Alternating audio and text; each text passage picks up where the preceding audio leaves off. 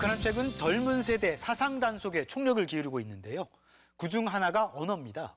오늘은 평양 문화보호법에 대해 살펴보겠습니다. 네, 함께 하실 두 분입니다. 어서 오세요. 안녕하세요.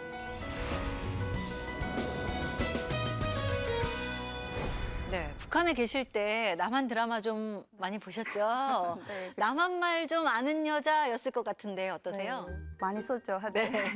제가 이제 북한에 있을 때 꽃보다 남자라는 드라마를 정말 좋아했었거든요. 네. 호박에 줄 긋는다고 수박 되냐 뭐 이런 네, 대사가 나와요. 근데 그거를 남자애들이 그렇게 따라하는 거예요. 그래서 그럴 때마다 제가 막 너가 그런다고 구준표가 되냐 막 그러면서 받아쳤던 적도 있고 드라마들을 많이 보면서 젊은 친구들이 이제 안 쓰던 외래어를 또 쓰기 시작하는데 스케줄이란 말을 또 알아가지고 오늘 뭐 해 하고 물어보면 될 거를 오늘 스케줄 어떻게 돼? 뭐 이렇게 물어보기도 하고 많이 썼습니다. 네. 바로 나민희 씨 같은 사람들을 통제하기 위해서 북한이 최근 제정한 법이 있는데요. 네. 평양문화어 보호법입니다.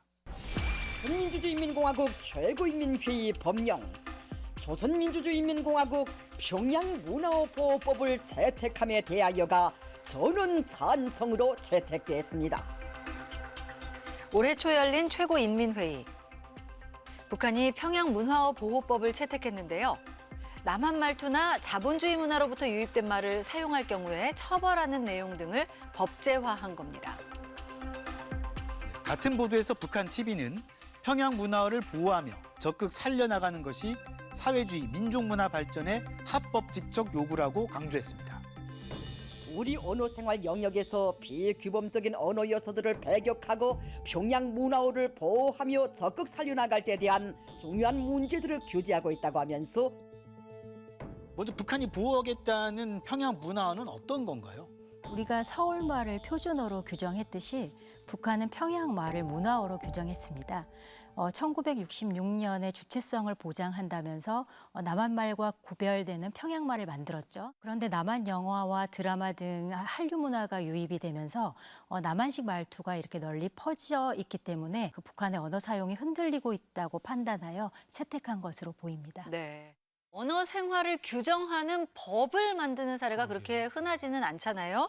그런데 이 남한 드라마만 탓할 게 아닌 것 같습니다. 북한 젊은 세대는 북한 드라마 영향도 많이 받을 거 아니에요? 북한에 이제 이거 모르면 간첩이라는 그런 유행어도 있거든요. 네. 이게 북한 드라마에 나온 대사인데 민족과 운명이라는 그런 드라마가 있어요. 그래서 거기에서 어떤 결정적인 장면에 내 뒤에 미국이 있다라고 이제 그 배우가 소리를 치거든요. 걱정 마라. 내 뒤엔 미국이 있다. 미국이. 이제 이거는 뭐 일상생활에서 너 괜찮겠어? 너 이렇게 뭐 오늘 지각하고 이렇게 조직생활 잘못해도 괜찮겠어? 그러면 내 뒤엔 미국이 있다 이러면은 뭐 책임자가 나를 봐준다 뭐 이런 식으로 내 뒤엔 백이 있다 이런 식으로 통하거든요. 그래서 농담을 많이 던지기도 하고 북한에서도 북한 드라마를 보고 아니면 북한 애니메이션이라든가 여기에 나오는 어떤 용어 대사들을 유행어로 많이 씁니다. 네. 평양 문화어 보호법은 북한 젊은 세대들의 사상 단속을 이야기할 때 빠지지 않고 등장하는데요. 어떤 조항들이 있고 어떤 의미가 있는지 살펴보겠습니다. 평양 문화어 보호법은 총 5장 65개 조문으로 구성되어 있는데요. 문화어의 반대 개념으로 괴뢰말을 들고 조선의 근본을 완전히 상실한 자탕말, 너절하고 역스러운 쓰레기말이라고 정의합니다. 해당 법에서는 비굴하고 간드러지며 역스럽게 말꼬리를 길게 끌어올리는 괴뢰식 억양이라며 구체적으로 표현합니다. 외국에 나가는 사람들은 괴뢰 출판물이나 물건을 가지고 들어오지 않도록 교양과 통제를 엄격히 해야 한다고 강조하기도 합니다. 어떤 말을 쓰면 안 되는지 상당히 구체적인데요. 그러게요. 비굴하며 간드러지며 역스럽게 말꼬리를 길게 끌어올린다. 이게 어떤 건가요? 사실 북한에서는 이제 특히나 또 평양 같은 경우에는 말을 좀 빨리 하고 이제 뭐랄까 딱 끊는 그런 경향이 있어요. 전화를 받을 때도 북한 사람들은 그냥 여보시오? 여보시오? 이렇게 받거든요. 네. 여보시오? 안녕하십니까? 이정동 세대지가 옳지요?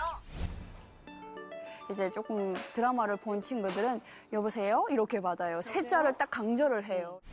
어떤 친구 여보세요 하면서 받는 친구도 있어요. 그래서 이런 식으로 끌지 말아라라는 거죠, 말을. 북한 화법의 특징을 좀 간단히 설명드리면 예를 들어 이제 남한에서는 상대방을 섬세하게 배려를 해서 감사 표현이나 사과 표현, 예를 들면 고맙습니다, 뭐 죄송합니다 이런 표현을 자주 하는데 네. 정말 죄송한데요. 지금 제가 진행하던 프로젝트가 좀 일이 꼬여가지고. 북한에서는 이런 표현에 소극적입니다. 그리고 대체로 북한에서는 직설적인 화법을 사용을 하죠. 몇 년 전에 제가 아는 탈북민 선생님을 만났을 때 헤어지면서 가벼운 인사로 나중에 밥 한번 먹자라고 했는데 나중에 그 선생님을 다시 만났을 때 기다렸는데 왜 연락을 주지 않았느냐고 하셔서 그때 이제 같이 식사를 하면서 오해를 풀기는 했는데 이렇게 남북한의 화법의 차이로 인해서 의사소통 간에 오해를 불러일으킬 수 있는 경우가 있겠죠. 네. 네, 평양 문화어 보호법을 흔히 뭐 오빠 금지법이라고 뭐 부르는 사람도 있을 정도로 네. 남한 드라마와 관련된 법으로 그렇게 알려져 있는데요. 외국 출판물이나 물건에 대해서도 통제를 하네요. 유학생들이나 북한 사람들이 이제 외국에 나가게 되면 언어적으로 가장 이제 문제를 겪잖아요. 그래서 언어를 배우려고 전자수첩이라든가 이런 거를 이제 아니면 사전 이런 걸 사게 되는데 노트북을 사거나 아니면 전자기기라든가 이런 걸 살 때 보면 대부분 다 거기에 이제 한국말이 들어가 있잖아요. 네. 그래서 그런 걸 보면서 또 한쪽으로 또 익히게 되기도 하고 이런 걸 가지고 만약에 북한에 들어올 때는 1차적으로 이제 한국에서 생산된 거는 못 들어와요. 또 외국에서 생산된 걸 사왔다라고 했을 때는 전파 탐지국이라는 데 가서 등록을 해놔야 되거든요. 그래서 등록을 해서 나중에라도 검열을 받을 때 이게 전파 탐지국에 등록이 안 된 거다 하면은 노트북을 그 자리에서 회수를 할 수가 있어요. 그래서 그런 식으로 전파를 다 막고 외국 걸 벌 수 없게 뭐 이런 식으로 해서 통제를 엄청나게 하고 있습니다. 네, 매뉴얼 같은 경우까지 그런가 봐요. 근데 이런 출판물이나 말투뿐만 아니라 서체에 대해서도 강하게 통제하는 것 같습니다. 네, 그 북한 서체의 특징이라고 하면 일단 삐침이 있고 마치 이렇게 붓으로 빠르게 쓴 듯하게 네. 보이는 게 특징인데요. 그 북한의 서체에는 11개 정도가 있다고 알려져 있습니다. 청봉체, 천리마체, 광명체, 북한의 대표적인 서체인데요. 그중에서 이제 우리의 명조체에 해당하는 그 청봉체는 각종 인쇄물의 표준 글꼴로 사용이 되고 있다고 합니다. 또 북한에서는 그 김일성의 손글씨체를 태양서체라고 하고 또 김정일의 손글씨체를 백두서체라고도 합니다. 네. 그래서 신성하게 여긴다고 해요. 그 글씨체들을. 네.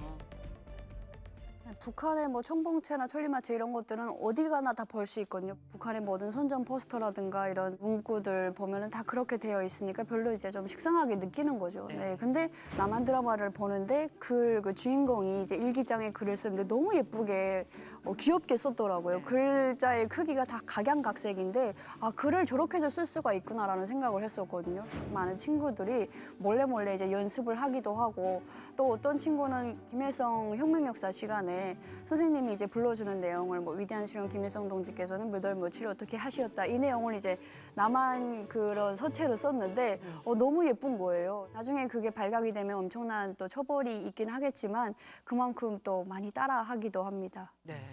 네, 북한에서 젊은 세대들이 어떤 말을 쓰면 안 되는지 살펴봤는데요.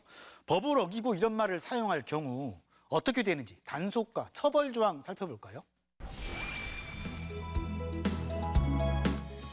북한 TV가 선전하는 평양 풍경입니다. 스마트폰을 일상처럼 사용하는 북한 주민들 모습을 볼 수 있는데요. 평양 문화보호법에 따르면 이런 전자매체에 대한 검열을 진행해서 적발하고 괴뢰 말투를 사용하면 6년 이상의 노동교화형이나 사형을, 괴뢰 말투를 유포하면 10년 이상의 노동교화형이나 사형에 처한다고 합니다. 네, 또한 단속을 하는 공무원, 담당자에 대해서도 통제를 바로 하지 않을 경우 책임을 묻겠다고 밝히고 있습니다. 남한 말투 유입을 원천 봉쇄하겠다는 것 같은데요. 북한 젊은 세대 잘 아시니까 이런 정책들 과연 얼마나 효과가 있을까요? 이렇게 또 법으로 제정이 되고 막 그 감시와 단속, 통제를 또 엄격하게 하는 그런 기간이 있어요. 그럴 때는 조금 사라지는 것 같아 보이기는 하는데 또 어느 순간에 느슨해지고 그러잖아요. 그러면 또 이런 게 생겨나는 거예요.